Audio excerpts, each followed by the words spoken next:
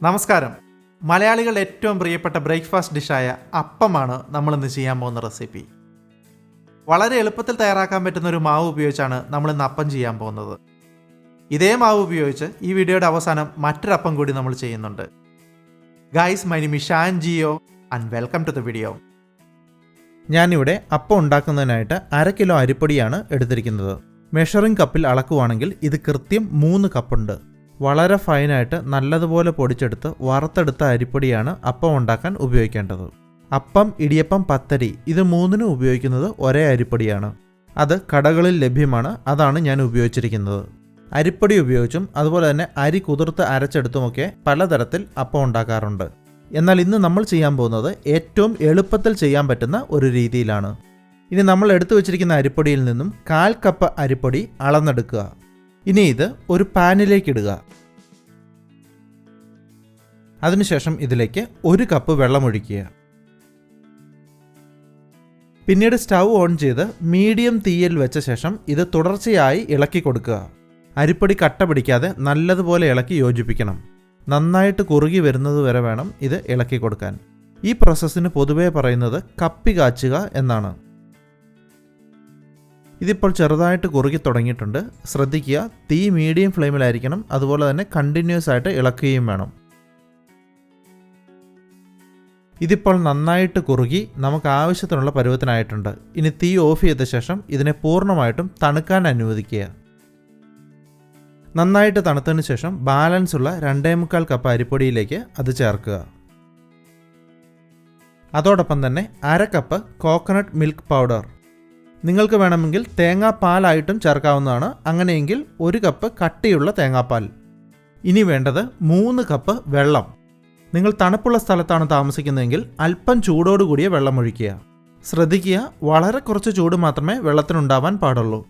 അതുപോലെ തന്നെ coconut milk പൗഡറിന് പകരം 1 കപ്പ് തേങ്ങാപ്പാലാണ് നിങ്ങൾ ഒഴിക്കുന്നതെങ്കിൽ 1 കപ്പ് വെള്ളം കുറച്ചൊഴിക്കുക. അതായത് 2 കപ്പ് വെള്ളം ഒഴിക്കുക. ഇതുകൂടാതെ തേങ്ങയുടെ 2ാം പാൽ ചേർക്കുന്നുണ്ടെങ്കിൽ അതിനനുസരിച്ചും വെള്ളം കുറച്ചൊഴിക്കുക. ഇനി 4 ടേബിൾ സ്പൂൺ പഞ്ചസാര. പഞ്ചസാര ചേർക്കുന്നത് ടേസ്റ്റിനു വേണ്ടിയും അതുപോലെ തന്നെ നല്ല രീതിയിൽ ഫെർമെൻറ്റേഷൻ നടന്ന് മാവ് നന്നായിട്ട് പുളിക്കുന്നതിനും വേണ്ടിയാണ്. ഇനി ഫെർമെൻറ്റേഷൻ നടക്കുന്നതിന് ആവശ്യമായിട്ടുള്ള ഈസ്റ്റ് 1/4 ടീസ്പൂൺ ഇൻസ്റ്റൻറ്റ് ഈസ്റ്റാണ് ഞാൻ ഉപയോഗിക്കുന്നത്. ഇൻസ്റ്റൻറ്റ് ഈസ്റ്റിന് പകരം സാധാരണ ഈസ്റ്റും ഉപയോഗിക്കാവുന്നതാണ്. അതാണെങ്കിൽ അല്പം കൂടുതലെടുക്കുക. അങ്ങനെയാണെങ്കിൽ അത് നേരിട്ട് ചേർക്കാതെ 1/2 കപ്പ് ചെറു ചൂടുവെള്ളത്തിൽ അല്പം പഞ്ചസാരയോടൊപ്പം 10 മിനിറ്റ് നേരം കലക്കി വെച്ച ശേഷം അത് ഇതിലേക്ക് ചേർക്കുക. അങ്ങനെ ചെയ്യുമ്പോൾ വെള്ളത്തിൻ്റെ അളവ് വീണ്ടും കൂടുന്നതുകൊണ്ട് നേരത്തെ നമ്മൾ 3 കപ്പ് വെള്ളം ഒഴിച്ചതിന് പകരം 2.5 കപ്പ് മാത്രം ഒഴിക്കുക. ഇനി ഇത് ഒരു സ്പൂൺ ഉപയോഗിച്ച് ചെറുതായിട്ടൊന്ന് ഇളക്കി മിക്സ് ചെയ്യുക. നല്ലതുപോലെ ഇളക്കി മിക്സ് ചെയ്യേണ്ട കാര്യമില്ല. ഇത് നമുക്ക് ഒരു മിക്സിയിലിട്ട് അടിച്ചെടുക്കാനുള്ളതാണ്. ഇതുപോലെ ഒരു മിക്സിംഗ് ബൗളിലിട്ട് മിക്സ് ചെയ്യണമെന്ന് നിർബന്ധമില്ല. നിങ്ങൾക്ക് വേണമെങ്കിൽ അരിപ്പൊടിയും മറ്റ് ഇൻഗ്രീഡിയൻസും ഒരു മിക്സിയുടെ ജാറിലേക്ക് നേരിട്ട് ചേർത്ത് മിക്സ് ചെയ്തെടുക്കാവുന്നതാണ്. അങ്ങനെ ചെയ്യുമ്പോഴും ആദ്യം സ്പൂൺ കൊണ്ടൊന്ന് ഇളക്കി യോജിപ്പിച്ച ശേഷം മാത്രം മിക്സി ഓൺ ചെയ്യുക. ഞാനിത് ഇളക്കി യോജിപ്പിച്ചിട്ടുണ്ട്. ഇനി ഇത് ഒരു മിക്സിയുടെ ജാറിലിട്ട് 1 മിനിറ്റ് നേരം അടിക്കുക. അങ്ങനെ അടിച്ചെടുത്ത മാവാണിത്. ഇതുപോലെ അല്പം ലൂസായിരിക്കണം.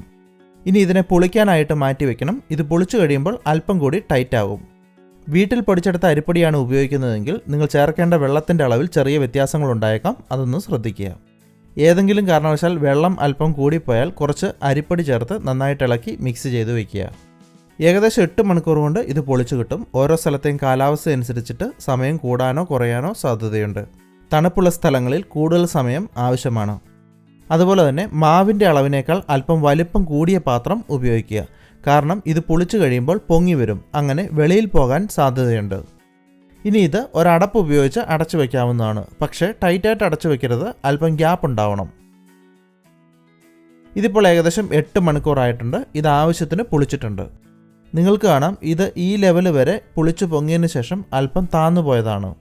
അല്പം വലിയ കുമ്പളകളോടുകൂടി ഇതുപോലായിരിക്കും ഈ മാവ് പുളിച്ചു പൊങ്ങുക. ഇതുപോലെ മാവ് നന്നായിട്ട് പുളിച്ചില്ലെങ്കിൽ അതിനർത്ഥം നിങ്ങൾ ഉപയോഗിച്ചിരിക്കുന്ന ഈസ്റ്റ് നല്ലതല്ല എന്നാണ്. ഈസ്റ്റ് എപ്പോഴും നല്ല ക്വാളിറ്റി ഉള്ളതും അധികം പഴക്കമില്ലാത്തതും ഉപയോഗിക്കുക. ഈസ്റ്റ് ഫ്രിഡ്ജിൽ സൂക്ഷിക്കുകയാണെങ്കിൽ കേടുകൂടാതിരിക്കും. ഇനി ഇതിലേക്ക് നമുക്ക് ആവശ്യത്തിനുള്ള ഉപ്പ് ചേർക്കണം. 1/4 ടീസ്പൂൺ മുതൽ 1.5 ടീസ്പൂൺ വരെ മാവിൻ്റെ പുളി അനുസരിച്ചിട്ട് വേണം ഉപ്പ് ചേർക്കാൻ. ഉപ്പ് ചേർത്തത് ഒന്ന് ഇളക്കി യോജിപ്പിക്കുക. കുക്കിംഗ് പഠിച്ചു വരുന്നവർ ടീസ്പൂണും ടേബിൾ സ്പൂണും മാറിപ്പോവാതിരിക്കാൻ ശ്രദ്ധിക്കുക. അതുപോലെ തന്നെ മെഷറിംഗ് സ്പൂണ് വാങ്ങിച്ച് ഉപയോഗിക്കുന്നതായിരിക്കും നല്ലത്. നിങ്ങൾക്ക് കാണാം മാവ് പുളിക്കാൻ വെക്കുന്നതിന് മുമ്പുണ്ടായിരുന്നതിനേക്കാൾ അല്പം കട്ടി കൂടിയിട്ടുണ്ട്. ഇതാണ് അപ്പം ചുടാൻ ആവശ്യത്തിനുള്ള കൺസിസ്റ്റൻസി. ഇനി ഇതുപയോഗിച്ച് പാലപ്പം എങ്ങനെ ചുട്ടെടുക്കാമെന്ന് നമുക്ക് നോക്കാം. അതിനായി ആദ്യം അപ്പം ഉണ്ടാക്കുന്നതിനുള്ള ചട്ടി ചൂടാക്കുക. നോൺ സ്റ്റിക്ക് അല്ലെങ്കിൽ അല്പം എണ്ണ തടവുക. ചട്ടി ചൂടായ ശേഷം തീ ഏറ്റവും ലോ ഫ്ലെയിമിലേക്ക് വെച്ച ശേഷം ഒരു തവി കൊണ്ട് അല്പം മാവ് കോരി ചട്ടിയിലേക്ക് ഒഴിക്കുക. അതിനുശേഷം ചട്ടി കയ്യിലെടുത്ത് ഇതുപോലെ മാവ് നന്നായിട്ട് പരന്നു വരത്തക്ക രീതിയിൽ ചുറ്റിക്കുക.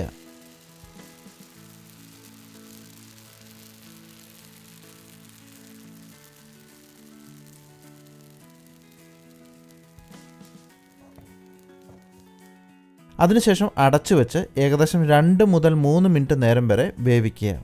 ഓർക്കുക, തീ ഏറ്റവും ലോ ഫ്ലെയിമിൽ ആയിരിക്കണം. ഇതിപ്പോൾ ഏകദേശം 3 മിനിറ്റ് നേരം ആയിട്ടുണ്ട്. നിങ്ങൾക്ക് കാണാം ഇതിൻ്റെ സൈഡൊക്കെ നന്നായിട്ട് ക്രിസ്പിയായി നല്ലൊരു ഗോൾഡൻ കളർ വന്നിട്ടുണ്ട്. ഇത്രയും ക്രിസ്പിനെസ് വേണ്ടെങ്കിൽ 2-2.5 മിനിറ്റൊക്കെ ആകുമ്പോൾ അപ്പം പാനിൽ നിന്ന് എടുക്കാവുന്നതാണ്. ഇനി അല്പം കൂടി ക്രിസ്പിനെസ് വേണമെന്നുണ്ടെങ്കിൽ ഇതുപോലെ 3 മിനിറ്റിന് ശേഷം പാത്രം തുറന്ന് വീണ്ടും ഒരു 10-15 സെക്കൻഡ് നേരം തുറന്നു വെച്ച് വേവിച്ചാൽ മതി. ഇനി ഇതേ മാവ് ഉപയോഗിച്ച് വ്യത്യസ്തമായിട്ടുള്ള മറ്റൊരപ്പം എങ്ങനെ തയ്യാറാക്കാമെന്ന് നമുക്ക് നോക്കാം. അതിനായിട്ട് അല്പം മാവെടുത്ത് അതിലേക്ക് കുറച്ച് ചെറിയുള്ളി ചതച്ചത് ചേർക്കുക. ഇനി ഇത് നന്നായിട്ടൊന്ന് ഇളക്കി മിക്സ് ചെയ്യുക. ഇങ്ങനെ ഉള്ളി ചേർക്കേണ്ടത് അപ്പം ചുടുന്നതിന് തൊട്ട് മുമ്പായിട്ട് വേണം, നേരത്തെ ചേർത്ത് വെക്കേണ്ട ആവശ്യമില്ല. ഇനി ഈ അപ്പം ചുടുന്നതിനായിട്ട് ദോശയൊക്കെ ചുടുന്നത് പോലുള്ള ഒരു പരന്ന പാൻ ചൂടാക്കുക. പാൻ ചൂടായി കഴിയുമ്പോൾ തീ മീഡിയം ഫ്ലെയിമിലേക്ക് വെക്കുക. പിന്നീട് ഒരു തവി കൊണ്ട് അല്പം മാവ് കോരി ഒഴിച്ച് ചെറുതായിട്ട് ഒന്ന് പരത്തുക. ദോശ പോലെ നന്നായിട്ട് കനം കുറയ്ക്കേണ്ട കാര്യമില്ല, അല്പം കട്ടിയോടുകൂടി വേണം പരത്താൻ. ഇനി ഏകദേശം 1.5 മിനിറ്റ് നേരം ഒരു സൈഡ് വേവുന്നതിനായിട്ട് വെയിറ്റ് ചെയ്യുക. തീ മീഡിയം ഫ്ലെയിമിൽ തന്നെ വയ്ക്കുക. 1.5 മിനിറ്റ് സമയം കൊണ്ട് ഇതുപോലെ നല്ലതുപോലെ കുമിളകൾ വന്ന് തുളകൾ വീണിട്ടുണ്ടാവും. ഇനി ഇത് മറിച്ചിടുക. വീണ്ടും രണ്ടാമത്തെ സൈഡും 1.5 മിനിറ്റ് നേരം വേവിക്കുക. രണ്ടാമത്തെ സൈഡും ആവശ്യത്തിന് വെന്തിട്ടുണ്ട്. നമ്മളിപ്പോൾ തയ്യാറാക്കിയ മാവ് ഉപയോഗിച്ച് ഏകദേശം 25ഓളം അപ്പങ്ങൾ ഉണ്ടാക്കാവുന്നതാണ്. അതുപോലെ തന്നെ അപ്പം മാവ് പുളിച്ചതിന് ശേഷം ഫ്രിഡ്ജിൽ സൂക്ഷിക്കുവാണെങ്കിൽ 1-2 ദിവസം വരെ ഇത് കേടുകൂടാതിരിക്കുകയും ആവശ്യത്തിനെടുത്ത് അപ്പം ഉണ്ടാക്കാവുന്നതുമാണ്. ഈ 2 അപ്പവും നിങ്ങൾക്ക് ഇഷ്ടപ്പെട്ടു എന്ന് വിചാരിക്കുന്നു. നിങ്ങളുടെ ഫീഡ്ബാക്ക്സ് ഒന്ന് താഴെ കമൻറ്റ് ചെയ്യുക. മറ്റൊരു വീഡിയോയുമായി വീണ്ടും കാണാം. Thanks for watching.